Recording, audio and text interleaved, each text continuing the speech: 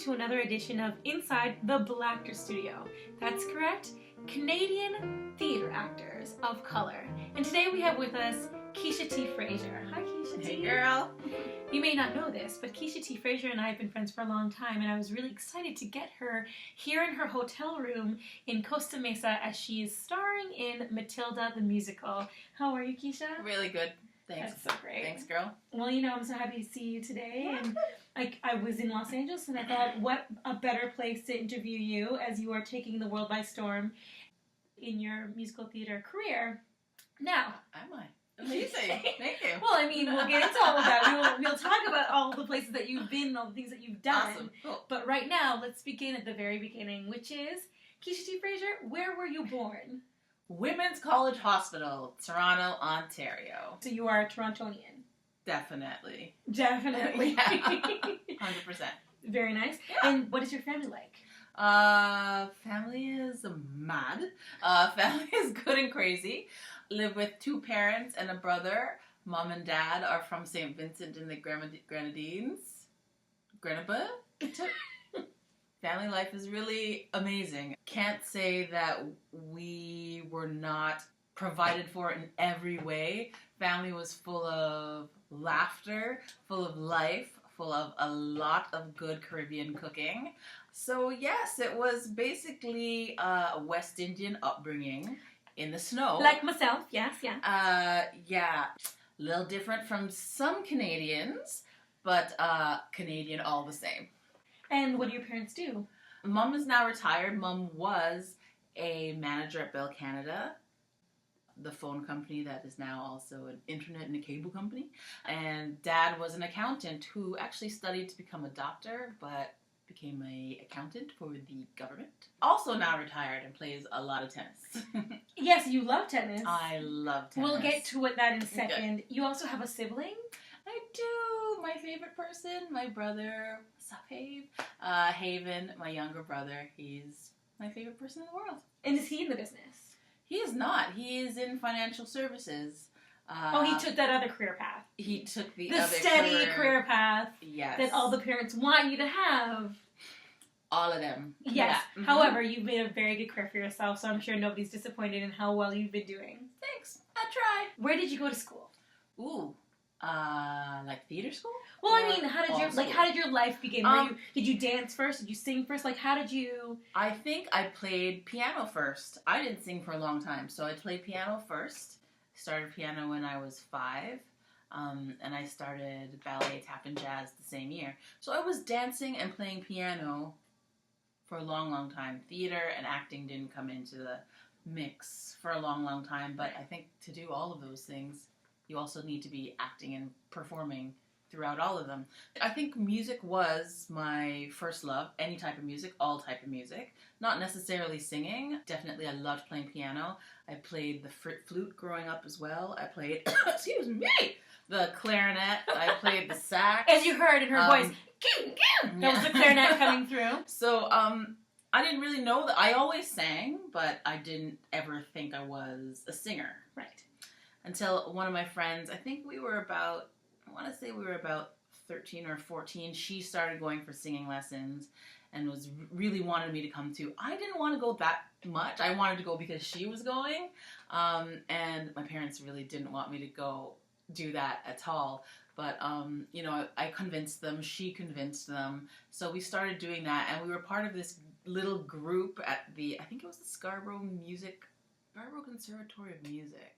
Must have been. And then the teacher took those of us that she liked and not liked. The teacher took Anyway, the teacher took a couple of us and made like a little group, and then we performed at like some like festivals or like little competitions, and then we won some, or they weren't really about winning, it was just like to participate, and we always got like certificates that said, you know, congratulations, you took part in such and such stuff. So yeah, that's how I started singing. That didn't actually last very long. That maybe lasted like a year or two, but I think that made me realize, oh, I can sing, but it's not like I was doing like the lead, like I wasn't singing the lead role. It was just helping more, like learning about harmony, learning about singing with others, just learning about stage presence and being out there kind of thing. So you were playing the piano at 5, you were dancing at 5, and then at 13 you thought, I know my friend's going to sing, so maybe I should sing too. Why not? I mean, we had a little rap group, so, you know, why not? Do you want to drop some verses for us right now? Funky, fresh, dress ready. See, I can't anymore. Funky, fresh, dress ready. Stop, no. Keisha, stop. It's okay. It's okay. If you want, you can keep that in. Come off my special skills on my resume immediately. Well, okay, so then you were singing this little group. Yeah. And so you were 13 around. Yeah. And then what was the advent of that? Not too much, you know. I moved and my friend ended up going to another high school. So we were, we're still friends to this day, but we weren't able to go to lessons together all the time, you know? And then I was always, like, I did vocal jazz at school, I did chorus in school, and I was still playing, like, I was playing in the band all the time, I was playing a lot of instruments. I did that all throughout high school. And what high school did you go to? Brother Andre Catholic High School. Brother Andre Catholic High School, shout out! BA Cardinals. Yeah, and then I would say, like, either my third year of high school. Hopefully I didn't have much more than that. But I think when I was in grade 11, maybe, I auditioned for the musical, Godspell. So I recorded a song from Annie off of a record player onto a tape player. A tape player? What's a tape player? I'm giving away my age. And then went to the audition, pressed play on the tape recorder, and then sang along to it, even though other people were singing on the tape recording as well. And hopefully, somehow they asserted that I could. And what song did you sing from Annie, please? Oh, we'd like to thank you, Herbert Hoover. Can you sing a little bit of it now? Do you remember it? No. Okay. But it was right. There was the one right before. Rapping, she was going to attempt, but the one right before. You're never fully dressed without a smile. Can you sing a little bit of that for me? Let me think. This interview is going from bad to worse. It could never go from bad to worse with you, Keisha T. Fraser. Hey, Hoverman, hey, Trapadan. We both got your... I don't even know if these are the words. We both got your style, but brother, you're never fully dressed without a smile. Thank you for dropping a little verse for us. You bet. I'm so embarrassed. Don't hide your hair. Listen, these are the skill sets that have made you an international star. My hair has? Amazing. So I got to do Godspell, and so the character I was, I think, didn't have a song, or she had like a very small song, but they're like, this girl could sing. So they gave me like the biggest song in the show. So I was doing another girl's song. I don't think she was very happy about it, but that's what happened. So yeah, Godspell was amazing. And I think from there I started to feel like I could do things out in public a bit more. So then the vocal jazz teacher asked me to sing something in one of the school concerts. So I sang a song by Vanessa Williams. What song? Who was my dad's favorite at the time. Oh gosh, what's the one? Breen. Done. I can't remember any. Save the best for last. That one. Yep. Yeah, that's the one. You had to remember exactly what was happening when she sang it on stage. I could picture myself doing it. I could picture the best for last. I was picturing the outfit. I was picturing sitting there like this with the microphone. Oh my goodness. So I couldn't remember what the song was coming out of my head. I went to York University. I'm sorry, what now? This is the news. You didn't know that? I didn't know that. Yeah. Excuse me. You went to York University and you were going to take what? I was in the general arts program, but at the end of the year, I auditioned for the dance program, failed miserably. I auditioned for the acting program. I didn't get in, but they said, we like you, so learn a bit more about theater and come back the following year. I auditioned for the music program, to which I did get accepted, but at the end of that year, I decided that that was not going to be my path anymore. So I finished about a year of the program, and then I was doing community theater, and I met this girl who said, you know, we're all going around in a circle saying our names, who we are, what we do, and she said, I just graduated from this 3-year diploma program. musical theater at this school downtown called Randolph School of the Arts. Piqued my interest. So when we finished and we were on our break, I went up to her and I was like, yeah, I just wanted to know a bit more about what you were talking about. And she said, yeah, it's this school that I went to. It was great. They, trained me in acting. They trained me in singing. They trained me in dance. And now I'm out in the world trying to, pursue my dream of being an actor in musical theater. That sounds wicked. I called them.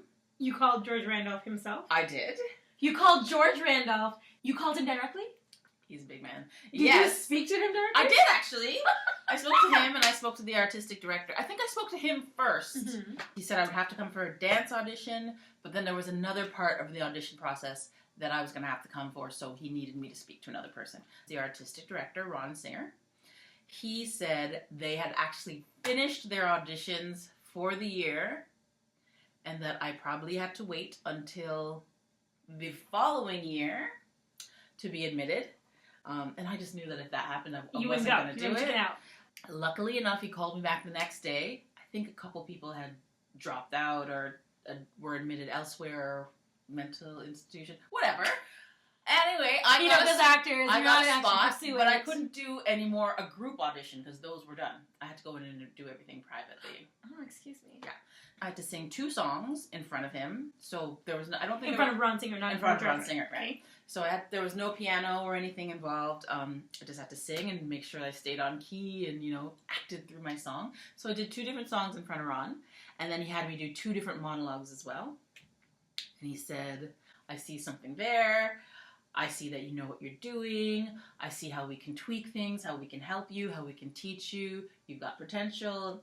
That kind of fun stuff that everybody loves to hear. So he said, "I will recommend that you move forward to the dance audition, but we don't know if you're getting in yet. It just depends whether or not how the next step goes." So then he arranged for me to come and take a class with George. And when you take dance class as a child yes. And as a teenager, you may be in the advanced classes. Wait, there. Were you still taking dance? Yes, in those classes you're in the advanced classes, but it's mostly because you're at the higher age group than everybody else, and not necessarily that they're advanced. So I went saying, "Oh, I can do the advanced class with George." You can do the advanced class with George because George is from Alvin Ailey, okay? So I didn't know what was going on. I tried my best. I felt hamstrings tear. I felt calves seize up. I did as best as I could. I was well outmatched in that class. But I stuck with it. I tried my best, and I kept smiling through everything. What I could do, I tried to do really, really well. What I couldn't do, I just had to fake my way through and just hope that it was going to turn out well. He didn't say anything to me after class, but then Ron called me the next day, and then George had told him that I had potential, and he could see that I had all the basics down, and that there was something that the school had to offer me, so that they were calling to offer me admission. Woo! And the rest is history. Mm-hmm. We're going to find out more about the rest. Mm-hmm. We're not going to just leave it at that. Let's talk about that history. Are there any favorite roles? What happened after university? Did you go straight into being a theater actor? Do you do TV and film? How does this go? A bit of it all, actually. I don't know if before I went to Randolph it was different, and certainly I hear from people that have gone to Randolph more recently who say it's different. But when we were there, we had film and TV classes. Right. Both for film, television, and commercial work. Right. We even had radio drama and voiceover. Amazing. Classes as well. So once I left there, I was really gung-ho to hit the road running and work in every aspect that I could. The first thing I did when I got out of there was, actually, this is a fun one. The night after our graduation, there were auditions for the Charlottetown Festival. Oh, the Charlottetown Festival in Prince Edward Island. Yes. We were out partying late until whatever time. Graduating party was at Hooters. Wings. Yeah, for the Wings. Not for the Hooters. Although it was random. It was actually the only place we could get for some reason. Everybody knew that, we were out late.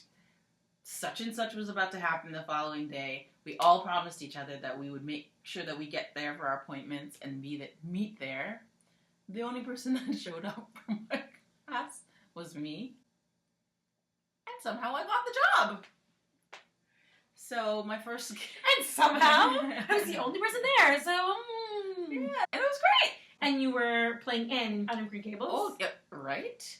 I was playing Rain, the Rain Woman, in the fabulous show called Somewhere in the World.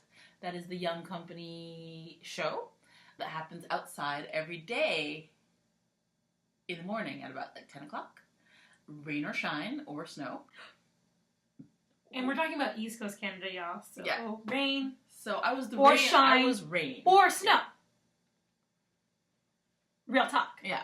So it was a great experience being away from home for the first time, living on your own, living with roommates, living with people you didn't know, cooking your own food, making sure you get up and get to your rehearsals and your job on time. It was like a big lesson in responsibility. So, right out of school, you were at the Charlottetown Festival. But since then, you've had now, what, a 20-year career? Word. Yeah. Right? About 20 years. So the Charlottetown Festival is just the beginning. You've been all over the world, performing everywhere. Do you have any favorite roles or any really challenging roles? Like, you know what I mean? Tell us about that journey. Most challenging role was probably... God, actually, when I was still in school, I played Othello, and it was a lot of work. Wait a second. Was it an all-female cast, or was it just that you were the only Blackazoid to be in the class? I was the only Blackazoid, for one. Go ahead, George. You put Keisha T. Fraser in Othello. And number two, there was only one guy. So was the one guy Desdemona? No, he had to play Iago. Interesting. How was that? Great. I imagine it would have been amazing. I loved it. It was like a lot of work, though. You know, to do Shakespeare is always like a lot of work. It's a different language from what we speak every day, and then to play a lead role, like just the sheer enormity of the words and the role, personally, was a lot of work. Just to change a lot of things, change the way I speak, change my mannerisms, change the way I carry myself. You know, there was a lot of questions like, are you playing a guy? Are you playing a girl? Like, you know, are you a girl Othello? Are you a guy Othello? Are you, it was like, really, it brought up a lot of questions, a lot of things, a lot of questions. Yeah, it was, but an all-female cast, almost all-female cast, except for one guy, Stuart! Graham Bell. There you go. Mm-hmm. What's up, bud? I loved that. That was very challenging. So that was really challenging, but I'd love to do it again. Mm-hmm. Did you hear that, producers? Keisha T. Fraser would like to reprise her I'd love role to do it again. as Othello in Othello. Yeah. But let's talk about, I don't know, Broadway, or the West End in London, or the national tour of Matilda. How about we talk about the Stratford Festival? I'm talking about Keisha T. Fraser all over the world. You can't tell, but she's blushing. So she says. Tell us about that. Did you love living in New York? I loved living in New York after I stopped working, if I can say. Interesting. Wait, what were you doing in New York? In New York, I did Mamma Mia. How did you get Mamma Mia? Tell that story. Oh, that's a Tell that story. fun story. So I was kind of on vacation. I actually decided wanted to pursue film and TV more, or theater more, but just in a bigger scale. A bigger scale. So I decided I was going to leave Toronto. I went to Los Angeles to do some meetings, try it out, see how I liked it. I loved it. So I decided I'm moving to LA because I want the Jamba Juice and coffee bean and tea leaf every day. I'm moving to LA. However, I still had this ticket for New York. Well, I should just pass through. I already made all the arrangements. My friends are expecting me. I'm going to go to just pop into New York anyway. See how I feel. Go to New York. My friend who I stayed with, who became my roommate of 6 years. Her name is? Christina Sivridge, who I also know because the three of us were on the Disney Cruise Line together. That is correct. Yay. Disney 7, Straight from Heaven. What? Magic 7. Oh my gosh, Magic 7. Magic 7. Magic 7, Straight from Heaven. Word. So you had just left Stephanie Buxbaum, Correct. who was also on the cruise line with us in LA, and you're now going to visit Christina Siveridge, who's living in New York. She's just going to go and pop in, have a little what's up in NYC. Correct. And Christina says, oh, I'm going to the Mamma Mia audition tomorrow. I have put you on the list. And by that, you should come. What that means for all of you that don't know is that in New York, you can go to an open call for musicals or plays. You just sign up the day before, sometimes, or it depends on the call. So there's equity principal auditions and there are equity chorus calls, and you can go every day, multiple times a day, to different auditions in New York. And so Christina Siveridge had put you on the list to line up sometimes at 6 a.m. in the morning to get a time and audition for Mamma Mia. Right. So on the list, I think we were 286. 286, y'all. When we got to the audition, I ended up being 112. So what that means is that 100 people, more than that, almost 200 people did not show up for the call at all. And so the list moved up until Keisha ended up being 112, something like that. Yeah. So I went in, I sang, they only asked for 16 bars. 16 bars of music. So not a whole song, 16 bars of music. The music director was there, David Holstenberg, who was also the music director of Matilda. How great I get to look at him again. I didn't even know that. Yeah, it's true. That's amazing. It's true. That's amazing. I sang. He looked at me. He looked down at my resume. You're from Canada? Nice to meet you. That was it. So I thought, did my best. Left that alone because, I'm moving to LA to be a TV and film actor. Did my best. Left that alone. The following day, I was asked to come to a callback to read with some other girls. So I did that. A few days later, I was asked to go to another callback and read with a few more girls. And then I was like, great, I'm going home because it's my friend's wedding this weekend. I did the wedding, and while I was at the wedding, got a phone call saying, could I come back tomorrow? So I had to book another flight, fly back to New York, do that audition. And, it was all very positive, but, you never really get, intense feedback or whatever. Came back to Toronto, was having a grand old time of a summer. They called me back a few weeks later, said, could you come back one more time? So at this point, I'm thinking, I think they like me. It's getting down in numbers. There's less and less girls there every time. I think I'm going to get a job. But a lot of the equity Canadians had been put on the U.S. national tour. Right. Or the Vegas production. Because as a Canadian, you have to get a visa to go to Broadway, and sometimes they don't want to get the visa for you. Yeah, so I just thought, well, they're maybe going to hire me for one of those. So I went to my final audition. I screamed my brains out. I said all my lines that I was supposed to say. And the response from the lead casting director was, we just wanted you to know that you have really great positive energy. We like it every time you come in the room. You do such a good job, and we really like you. That was the response. So I was like, yes, I'm going on tour. So I went on vacation with my parents and my brother, and the strangest thing kept happening. So we went to Aruba, where English is not the first language. People speak Papiamento. There would be a radio ad, blah, blah, blah, blah, blah, blah. Mamma Mia. Blah, blah, blah, blah, blah, blah. Mamma Mia.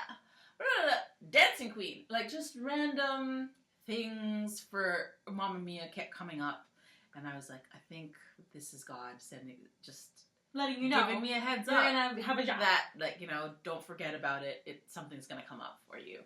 And then a few weeks after we got back, in the midst of the blackout/brownout across Toronto and New York City, when everybody lost power and phones weren't working. People were eating off their barbecues all the time because we couldn't cook. Somehow, a call came through. Not somehow, y'all. God. Saying that they were calling to offer me a job in Mamma Mia on Broadway. On Broadway. So that was a big... And this is something I get asked about a lot because I have my green card and I moved to New York after filming something, and people always say, you know, well, why don't you just stay in New York, or why don't you move to LA? And what I have learned, hindsight is 2020, y'all, after spending all your money trying to make it and live in the United States, is that when and if an offer is going to come to you, it's going to come to you, even if you are in Canada. In Canada. Even if you are in Canada, if they want you, they want you. You don't have to worry about your proximity. Don't get me wrong. I think it's a great idea if you have a calling and a burning passion to move to the States. But if it's a situation where you're trying to figure out what you want to do, your time will come when the Lord or the powers that be or the universe will let you know it's your time to be on the Broadway or in that TV show or whatever have you. Again, not to swing you from going. I've had a lot of success. Keisha's had a lot of success doing that exact thing. But the fact of the matter is when they want you, they want you. 16 bars, like Keisha T. Fraser, to Broadway for 2.5 years in a supporting lead role. That is correct, y'all. That has happened to you quite a bit, actually. Yeah, I mean, don't get me wrong. It doesn't happen for every show, or my career will be much different than it is. But when the time is right, when the show is right, when the stars align, and when you've prepared, when fortune and luck find you, and when God says it's your time, it's your time. Yeah. No? And so that's what happened. Again, you were at Stratford Festival and you did that for a year, playing a role in the musical Evita and Kiss Me Kate. During that time, you decided you were going to audition just because you were home. You'd been living in New York for 4 or 5 years. Yeah. You were home, so you decided to audition for the master's program in music theater in Scotland on a whim. Yeah. And then was accepted. And so had to move to Scotland for a year to get your master's in music theater. Mm-hmm. They gave you a visa for a few months after that, and then you were coming back home and did a couple auditions just because. Packed up. It was on the plane, in fact. And they called you and said, we have an offer for you for The Color Purple. The Color Purple. The new Color Purple with the now world-famous Cynthia Erivo. You did that production at the Minier Chocolate Factory. Mm-hmm. Which is not necessarily West End, but it is just... Almost a lot of their things transfer to West End. They're just off West End. They're almost West End. Kind of like an off-Broadway situation. Pretty much consider them kind of West End. But their things not only almost always travel to the West End, they just go all over the world. They go to Broadway. They've gone to Chicago. Their stuff travels everywhere. And it was such a beautiful production. I got to visit Keisha T. Fraser a few times, actually, in Europe. And I have to say it's one of my favorite shows I've ever seen, period. And my close friend was there singing away on stage. It was one of my most favorite things to be in ever, too. And then that production moved to Broadway while you were in... The Book of Mormon. The Book of Mormon in London, England's West End. And then you finished that, and you were like, I'm going to just go home to Toronto because I haven't seen my family. Well, I haven't lived at home with my family for 8 years? 15? Was it 15 years? Yeah. That you hadn't been in Toronto, though? No, I had been back and forth, but I hadn't worked here in that long. Fair. Yeah. I'm just going to go back home to Toronto, just see what it is. Yeah. And I don't know what's going to happen. I don't know what's going to happen. You were home for, I'm going to say, maybe a week. Yeah. I think it was maybe a week. And then, what happened? I auditioned for this little play called Matilda. Matilda the musical, which she then booked within the 10 days she was home, and has been on tour since then. I don't know anybody more grateful or more positive and sure about following up your passion. Right. What a wonderful thing to be around. You heard what the casting director said for Mamma Mia, that she walks in the room and she brings light, and they wanted to be around that. I mean, we have this conversation quite a bit, it is about talent, but talent is not the first thing. That's not the first thing that people are looking at. One of the first things they're looking at is, sadly, your look. One of the second things they look at is, do I want to work with this person? And Keisha continuously proves that a beautiful, positive, joyful attitude can go so far in this business, and there's so much more that we could talk about your career, but I want to make sure that our audiences know other things about you and other things about how to achieve what you have been achieving for the last 20 years of this really difficult career. Correct me if I'm wrong, but a successful working actor is the least of what we could call Keisha T. Fraser. Just love what you do, and TV and film is always right there, at your grasp, and you've been able to do that as well. But you've focused the majority of your energy on music theater, and that's taking you literally all over the world. So Keisha T. Fraser, you have to say the whole name. I don't think I ever really just call her Keisha. It's very weird in my brain. Her name's not Keisha.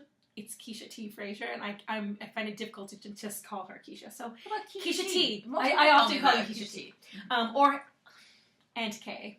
But that's our special relationship. Aunt K, Keisha T. Is there any lines that you will not cross? Ooh. Is there anything that you would not do? For example, I think I've talked about this before. I won't do nudity. Right. Yeah, but I don't think there are things that really do or don't disturb people. I don't think I just could be anything too gory just for me. Like, even though I know it's fake, I don't think I would want the feeling of guts or blood. I'm terrified of zombies.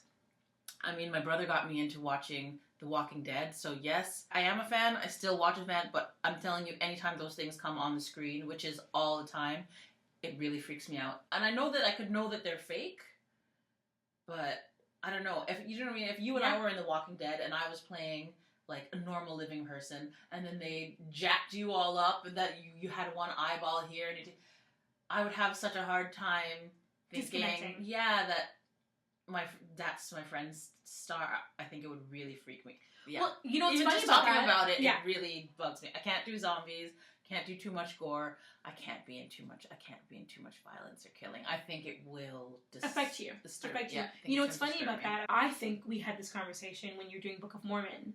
There's a lot of language in Book of Mormon that we, as Christians, find difficult to say, and one of the things that we talked about was the fact that you would have to sing them, not just say them, but sing them. And you know, as an actor, not necessarily that you believe it's not that you believe all the words coming out of your mouth necessarily, but you are true to the character, and the character believe these things. And we talked about that, and what did you say? I thought it was I found it really challenging. I mean, I've heard of actors who came into the rehearsal process and then left within a couple days because they just couldn't handle saying that. I have people that I invited who wouldn't come because they don't want to hear the awful things, some of the things that we're saying. A lot of the language is defaming to religion and or faith and God in specific. We're Christian women. Mm-hmm. And so I remember you said to me, if God didn't want me to say these words, he wouldn't give me the job.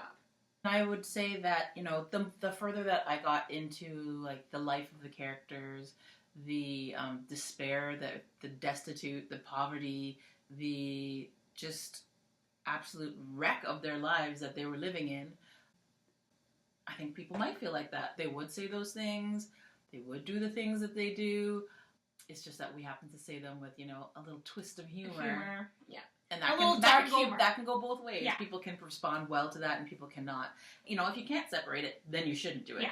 At some point, I was able to separate and say, the God that I'm referring to when I'm saying those things is not the God of Keisha. It's not my God.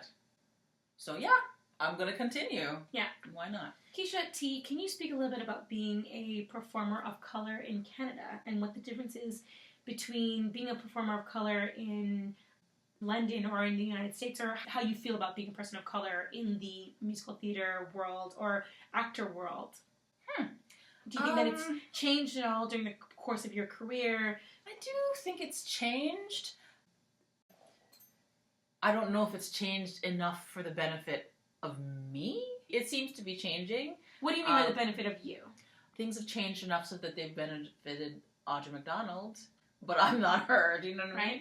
And they seem to benefit, like, some younger, thinner girls that are on CW television, but they haven't benefited me yet. Right. But I think that a part of that is you have to know that what's for you is for you and won't pass you by. I agree. So if those things have passed me by, maybe they weren't for me. Yeah. But I have wonderful, brilliant things coming up, God willing, due to people like Viola Davis.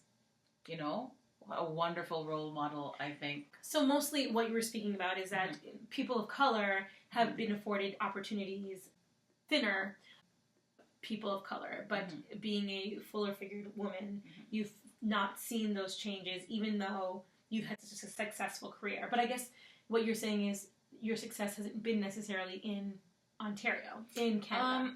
Somehow for me, I've almost all my work has been exclusively outside of Canada. Quite a lot of it. And do you think that that's a reflection of your size? I think in the beginning it was mostly a reflection of my color. I think that my color afforded me opportunities away from my home center in the beginning. But at the same time, you know, looking beyond, like everybody has their specific unique things that make, like nobody is all like one thing. So, you know, you can be the black girl who's small, medium-sized, large, but unfortunately in a lot of casting, because you're this size, you have to all do just all these things. Right. And because you're medium-sized, all the things that fall into that category. When you're here, you have to fall into. So you feel very typecast. Yeah. In Canada in specific. No, also in North America in general. Not in London. Oh no, definitely in London. Probably so even more so at the typecast. most. So you're typecast because you are a person of color. Then you're typecast on top of that because you are a fuller figured person of color. Right. And you're typecast again because you're a fuller figured person of color that's a woman. So all of those things affect your branding. Yes. Let's say in theater. Yes, and I think that will be more specific to just straight theater and perhaps film and TV. When you get to musical theater, we have a whole other dimension because you have the voice. So most girls of color are not, you know, I can speak for you and me, who are sopranos, who will not ever be hired to be, or rarely hired to be a soprano. Yeah. Because you're only expected to be loud, sassy, brassy, and singing some lyrics all over the right? place. And maybe rap a little bit, but not to sing. But not to sing and sound pretty like Linda. Although there's some headway. We know some beautiful women of color who are making headway. Alexis Gordon, a beautiful, light-skinned black woman who's playing the lead in the majority of the musicals at Stratford. There's a few people that we can see that this is happening for. Right. They don't necessarily look like you and me. Right. So people of color come in different shades. Shadeism happens. And shadeism happens in the people of color amongst us. And it happens largely in the entertainment industry, not just film and TV, but the entertainment industry. You'll hear conversations about shadeism or about people trying to maintain their light-skinnedness or trying to get as far away from being an African, Canadian, American, whatever, darker skinned, because the industry is so shadeist. And though we're trying to get away from colorblind casting, I'm not sure if the way that we're getting away from colorblind casting is really achieving what we actually need as people of color. Just because a person of color is there doesn't mean they're necessarily right for the job just because they are not white. So many things. There's so many things. Like, you know, people want to say that they're not, you know, racist or anything or whatever. Or bigoted. But no, you can walk into the room and then, you know, before you even open your mouth, they'll say things like, "Ooh, I hope she sings one of those big diva songs." Let me just be me for a second. Let me just do what I want to do. Do me. You know? And, like, figure out what is being called for. I mean, I just had this conversation, I think I told you about it. Somebody very close to me cast The Secret Garden. And historically it's Caucasian. It's set in England, and there are two characters that are actively of East Indian descent. And when I spoke to this person who was casting the show, I said, you know, I'd really love to be a part of this, and they know me and love me and think I'm a great talent. And they said, well, there are only two parts in it that you could play. One is a man and one is a woman, and they're already been cast, and so there's only two parts you can play. This person who loves me and has my best interest at heart couldn't see past my color. And I know that this person would fight to his dying day that he's not racist, but he could not see. He visually, in his casting mind, could not see me in any other role because of the color of my skin, which is painful a lot of the times because you don't think you're going to get it from people that love you. Yeah. Or are supposed to be in your corner. In your corner. Like one of my agents in New York, when I called and said, how come I'm not being seen for such and such and such and such and such and such? It's been a while since I had any auditions. His one response for me was, well, I don't think you understand what people see when they look at you. So if you want, I can get you an audition for The Color Purple or The Lion King, but that's all I have right now.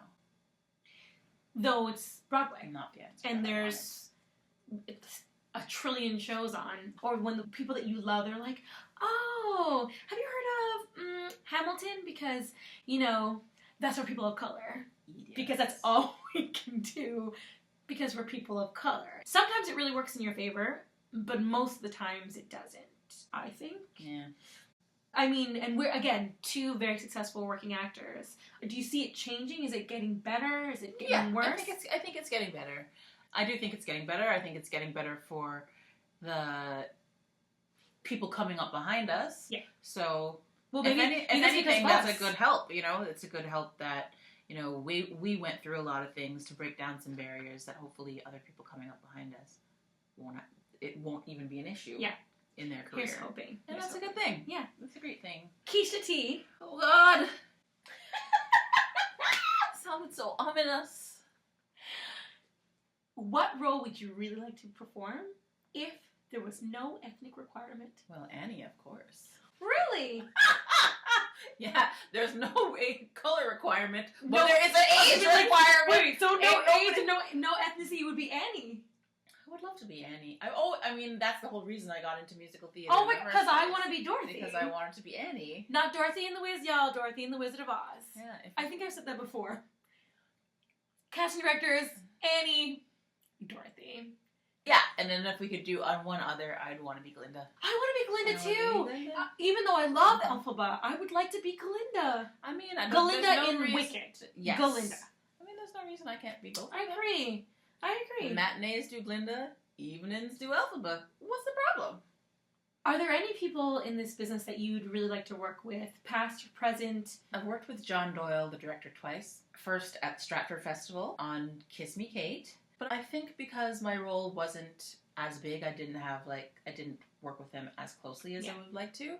Moved to London and auditioned for The Color Purple. I walked in there and he was in there again. Amazing. And he remembered me and he continued to call me back for that. So I know it was because of him that I got that job. And again, I had a bit of a bigger role in that one. So I got to work with him a little bit closely, but I really, really loved looking at the way that he worked with Cynthia. Amazing. The relationship wasn't that far away. It was as close as you. The way he directed her was as close as you and me. Like you're talking to a friend. I think that's how he protege. got the best of everything out of her.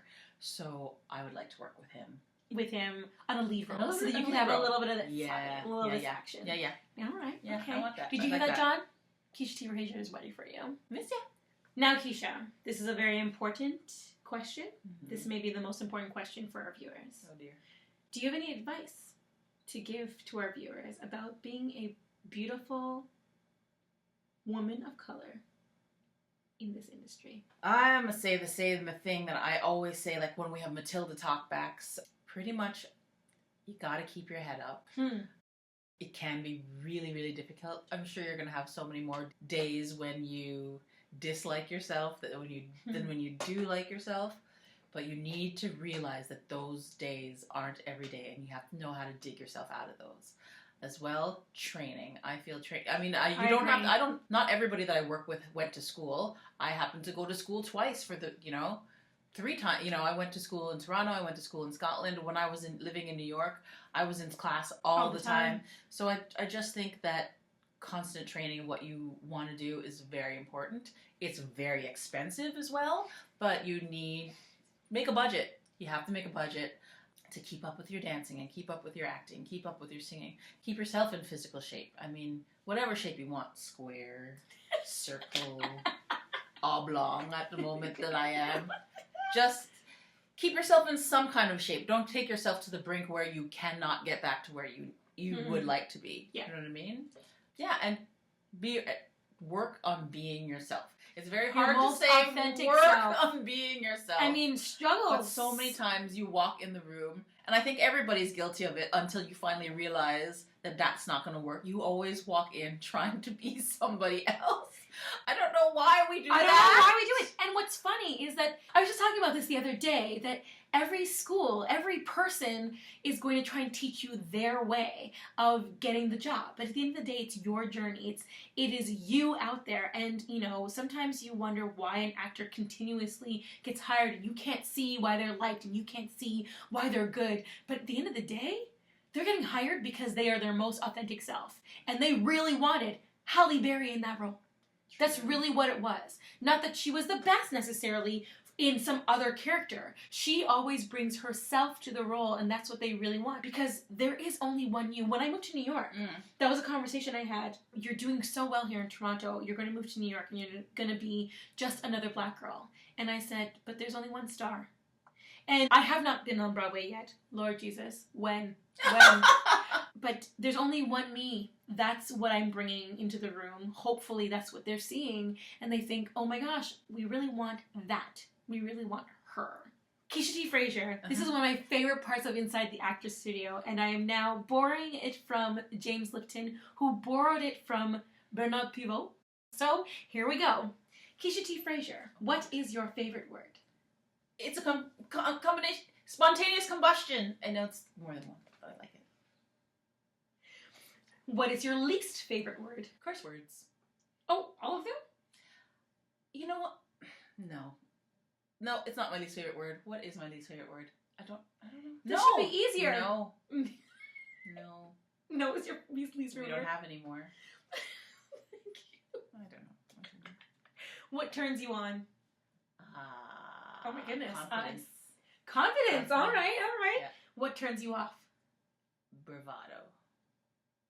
So confidence, but not bravado. Yeah, just know where It's know a your line. limit. It's a line. It's a line. Just know your role. Know where you're going.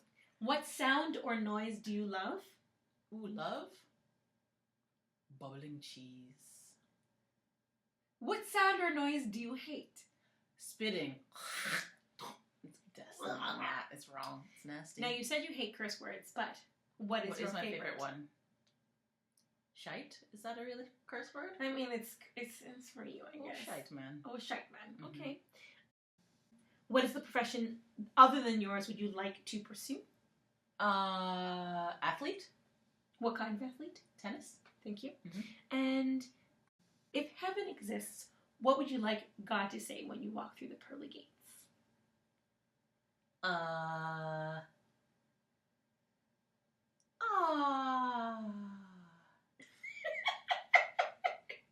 it. No, that's not what he's gonna say. What's he gonna say, Keisha T. Fraser? I've been waiting for a long time to give you a big hug. That was beautiful. Ladies and gentlemen, Keisha T. Fraser, thank you for joining us on Inside the Blacktor Studio. I hope to see you soon. Peace! Don't forget to subscribe so you never miss another episode of the Blacktor Studio.